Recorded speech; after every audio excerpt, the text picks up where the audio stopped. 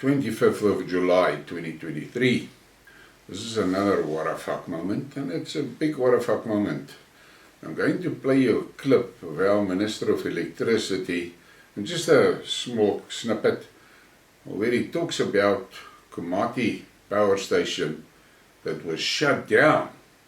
That was the best performing power station we had at that moment, and it was shut down to replace with solar panels on the terrain of Komati. Listen to him. If I had my way, we'll go and restart the units at the Komati. We closed a power station which was the best performing power station at the time that we closed it. And because someone gave us money and said decarbonize, we are getting 217 megawatts of intermittent energy. We remove 1,000 megawatts. Now I know there's many people that are making jokes about this guy and all of that, but that's bullshit. Fact of the matter is, he's actually the only guy in the ANC management system that actually have a degree. He's got an engineering degree. Yeah, as Mr. Letuli said from IFSA, that he's a civil engineer and he's now finding himself in the electricity environment. But the fact remains, the guy is qualified and he's a trained engineer. So he's got a certain thought train that differs from the deployed cadres. Now, for us in South Africa, and it's actually applicable to the rest of the world, but in South Africa, we need to take a very close look at what the fuck is going on. The same thing that happened with the pestilence is happening with the electricity issue. During the pestilence, the doctors and the scientists were muzzled and pushed aside, and politicians started managing an epidemic, and journalists. That should have been the first fucking warning sign that shit is going wrong. And we've got the same story with the electricity. These mongrels with their green cuck, there's no other word for it, are running the show. They are so stupid and uninformed. And here in South Africa we've got that Nick Headley. He's a big promoter of the green shit. The simple he blocked me on Twitter. I asked him one thing. I said to him, you and your electric cars, tell me the following. Point number one, where the hell is the electricity going to come from to charge this fucking thing? Point number two, if I want to go to Joburg from Nelspruit with an electric car, I got to recharge at Middelburg. Now it's holiday season. You know the traffic on that highway. I land there at the Ultra City and I go in. Now I want to charge my car. The fucking thing will take about 6 hours to charge. I don't even know. Some people say 2 hours, some say 8 hours. Nobody can actually tell you exactly how long the fucking thing takes to recharge.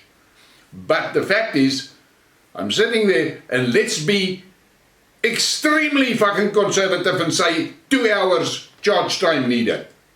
There's 80 cars in the queue. And in reality, I know of guys that missed fucking important meetings in Joburg because of this shit, and they sold that rubbish.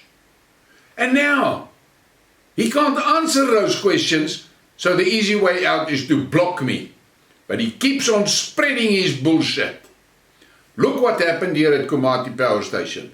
That power station was supplying 1,000 megawatt a day. Constantly. No shit.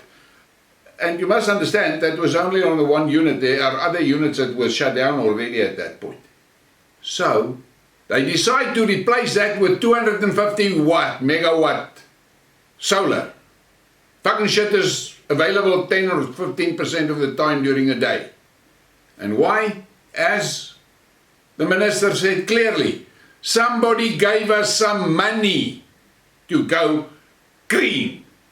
Now South Africa need to wake up. And in one of my skid marks, somebody made a remark of that there is technology being developed to convert coal power stations to nuclear. And I read it and it made 100% sense. Fuck, we're in 2023.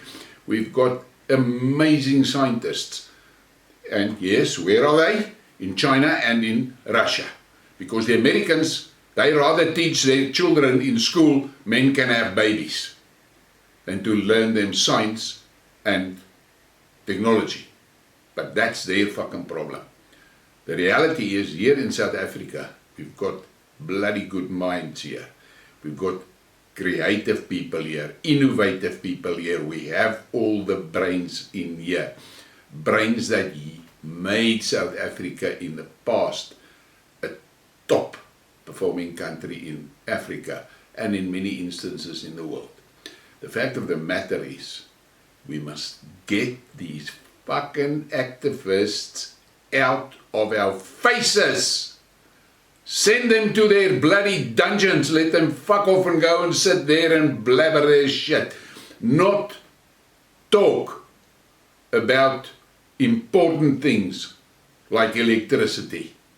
This decarboning cuck is bullshit. It's failing all over the world. But only here, because our media is captured in totality. They will only blabber out whatever their XXX handlers tell them to blabber out. Listen to this interesting article.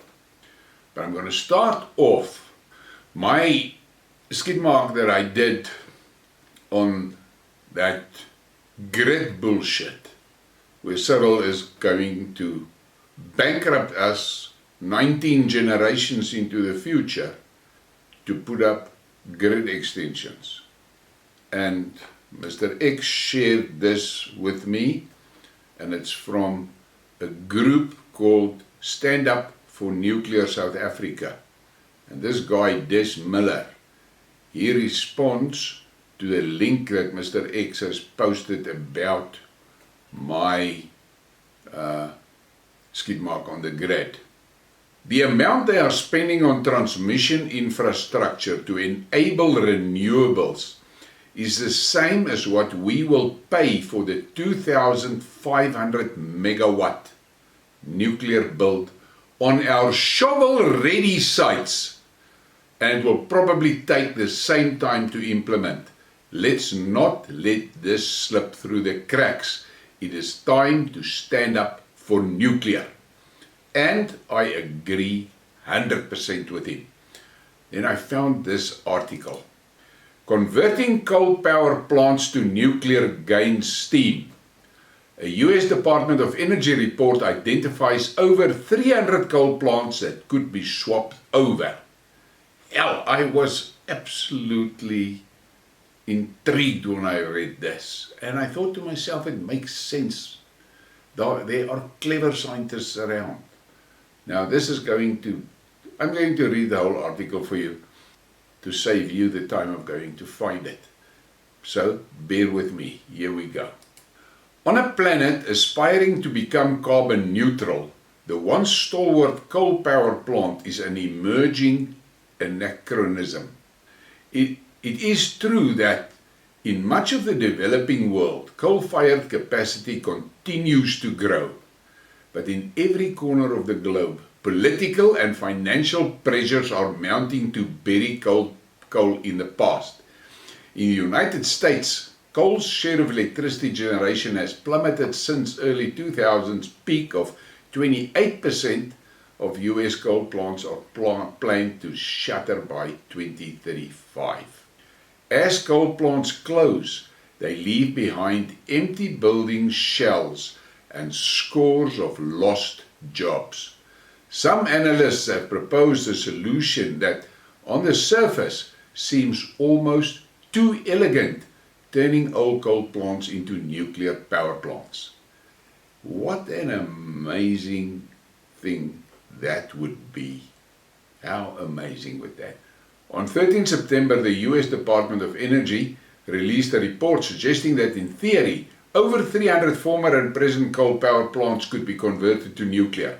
Such a conversion has never been done, but the report is another sign that the idea is gaining momentum, if with the slow steps of a baby needing decades to learn to walk. A lot of communities that may not traditionally be looking at advanced nuclear or nuclear energy in general are now being incentivized to look at it, says Victor Ibarra Jr., an analyst at the Nuclear Innovation Alliance think tank, who was involved with the DOE study. Conversion backers say the process has benefits for everybody involved. Plant operators might save on costs with transmission lines, cooling towers, office buildings and roads already in place. Once coal-dependent communities might gain jobs and far better air quality.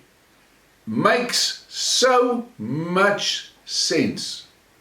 And this is why we, as the people, need to support EFSA in their drive to bring intelligence and science onto the table of managing our country and not deployed cadres that talk shit and only take money. I think it is something that people have been talking about for a while, says Patrick White, project manager at the Nuclear Innovation Alliance. DOE analysts screened 349 retired and 273 still operating coal plant sites across the United States. They filtered out the sites that were retired earlier than 2012, sites that weren't operated by utilities and sites deemed unsuitable for nuclear reactors, such as plant in disaster-prone or high population density areas. That left 157 recently retired and 237 operating sites that could, in theory, house nuclear reactors. Not all of these remaining coal plants are perfect fits, however. Most nuclear plants around the world today are large, light water reactors, with capacities well over a gigawatt, quite a bit more than the typical coal plants. Large reactors need consistent and prolific water sources to cool themselves, something not very old coal plants can provide. DOE analysts flagged only 35 recently retired and 96 operating coal sites that could house a large light water reactor within half a mile. But in the future, not all reactors might be so large. Many still speculative small modular reactor designs might deliver just a few hundred megawatts. In Hainan, China, Linglong 1, the world's first small modular reactor plant is now under construction. Depending on the design, these could be cooled with less water or even air, making them far more feasible fits for coal sites. DOE analysts found 125 recently retired and 190 operating sites that could house small reactors. Either option will be an uphill battle. In the United States, any new reactor must gain the blessing of the Federal Nuclear Regulatory Commission, a process that can take up to 5 years and drive up costs in a sector already facing rising prices. Only one nuclear power plant is currently under construction in the United States in eastern Georgia. And that is such a fucking shame. But look again there, that Nuclear Regulatory Commission. Now that thing is most probably in the same fucking position as the other regulatory fuck-ups that they've got in America that pushed us, human beings on this earth, basically into a bullshit shit story with that snake bite. And we all know the facts today. We know what was done to us. These regulatory bodies are fucking captured, most of them. Time for the people to take back the power. A specific challenge would be conversions must face is that the NRC's standards, both for atmospheric pollution and for the amount of radiological material a reactor can release, are much tighter than federal standards for coal plants. On state level, no fewer than 12, California, Connecticut, Hawaii, Illinois, Maine, Massachusetts, Minnesota, New Jersey, New York, Oregon, Rhode Island and Vermont all have their own conditions restricting new nuclear construction. Even if regulations didn't stand in the way, coal to nuclear conversions has never been done. However, there is one project that has made some headway. In Komati, Wyoming, nestled in the foothills of the Rocky Mountains, the nuclear energy firm TerraPower plans to retrofit an existing coal plant with a sodium fast reactor. The firm is planning to start building its reactor around 2026, hoping to deliver power by the decade's end. Even so, it hasn't attained regulatory approval just yet. In Wyoming, if Wyoming will be the first, there are signs that it won't be the last. In the neighboring Montana, state legislators recently approved a study for converting one coal plant to nuclear. That plant, situated in the coal mining town of Colstrip, currently faces its imminent end as nearby Oregon and Washington plan to ban coal power by 2025. In West Virginia, once coal's citadel, the state government eliminated its old ban on nuclear power plants. Nationally, the recently enacted Inflation Reduction Act offers tax credits for nuclear projects in communities with retiring coal plants, something that will certainly increase interest in conversations. Are all of these sites going to get nuclear power plants? Probably not, says White. But is that a really good way for people to start a conversation on what are potential next steps and where are potential sites to look at? I think that is a really cool opportunity. Now, sanity must be brought back into the conversation. We need to get rid of these fucking militant activists that stand there with their purple hair and rings through their noses and nipples and tell us we must reduce our carbon emissions. And then you ask him how much carbon is in the atmosphere, percentage. And he doesn't have a fucking clue. And he doesn't understand it's only 0.04%. And the reality is, if that 0.04% is reduced to 0.02%, basically all plant life on Earth is gone. But if that is increased to 0.06, the whole Earth will most probably be covered in foliage. But that is never mentioned. Why? Because we, the people, have allowed fucking idiots, fringe elements of society, to run the show. That is the problem. So, here is a damn good thing to look at. And another guy sent me a message and he said that there are scientists that are working on a system where they will use small nuclear reactors to generate the steam for the coal power plants, which in practice could mean that a coal power plant can have these small, really small nuclear reactors as a donkey, as a sidekick, to help the plant. But things like this is never discussed because we've got fucking idiots in government that are only interested in how much they can get. Please give me a like and a subscribe and share the thing. Thank you for your support.